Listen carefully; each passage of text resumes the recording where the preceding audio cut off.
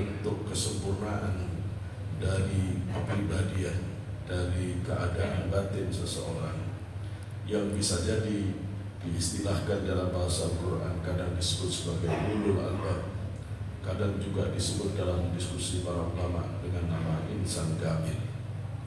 Imam Ghazali menjelaskan bahwa untuk mencapai derajat kesempurnaan itu maka manusia diwajibkan melampaui 4 tahapan kesucian. Apabila orang itu mampu melewati 4 tahapan kesucian, barulah dia akan sampai kepada derajat manusia sempurna atau orang yang bertakwa dalam makna yang hakiki. Yang pertama, tadhirul zahir, mensucikan lahiriahnya. Yang kedua, tadhirul arkan, mensucikan anggota tubuhnya, panca inderanya. Yang ketiga, tadhirul qalbi, mensucikan hatinya. Dan yang keempat, tadhirus sirri, mensucikan mata batinnya. Apa yang dimaksud oleh Imam Ghazali sebagai tadhirul zahir, mensucikan zahir, adalah tadhirul zahir anil najasat wal ahdas, mensucikan zahir kita dari segala najis dan segala hadas. Kesucian zahir harus diawali dengan kepastian kehalalan makanan. Tidak ada pergerakan batin seseorang apabila orang itu teledor dalam urusan menjaga kepastian halal dari apa yang dimakan, yang dipakai, apa yang ditempati. Ada keharusan yang tidak bisa ditolak, bahwasanya hanya orang-orang yang bermodalkan kesucian yang bisa sampai dan diterima oleh Allah Subhanahu wa Ta'ala.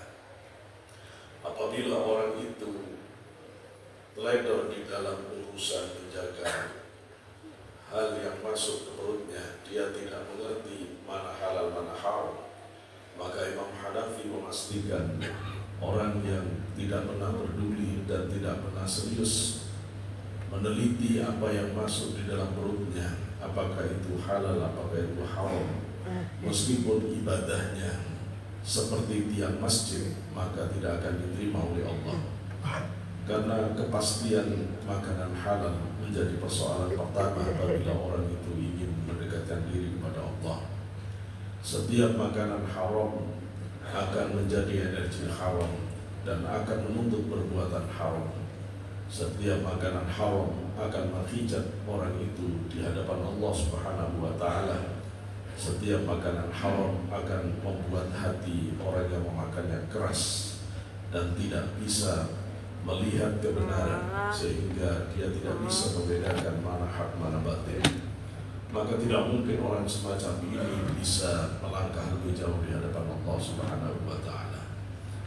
Maka apabila orang sudah selesai dengan kepastian makanan halal, berikutnya yang harus dilakukan adalah mensucikan lahiriahnya dari berbagai najis. Tidak mungkin orang mau menghadap Allah apabila dia tidak mengerti bagaimana membersihkan najis, baik najis mughalladah, mukhaffafah, mutawassithah.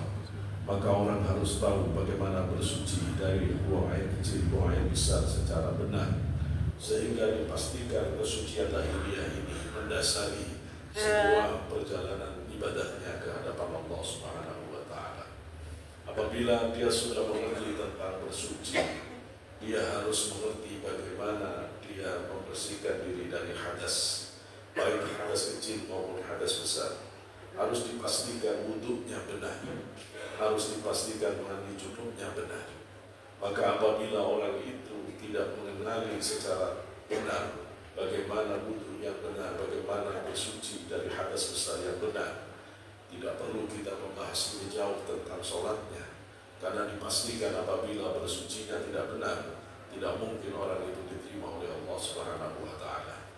Maka level pertama harus diselesaikan apabila orang itu benar-benar mau mendekatkan diri kepada Allah dalam derajat yang sesungguhnya. Apabila level tadhirul zahir sudah selesai, pensucian lahiriah sudah selesai dari najis dan hadas, maka orang itu harus membersihkan diri dari jaraim wal atham, membersihkan anggota tubuhnya, panca inderanya, dari segala jarimah, dari segala dosa yang disebabkan oleh kezaliman yang bersifat pidana, atau dosa-dosa yang disebabkan oleh panca indera, oleh mata, telinga, oleh lisan.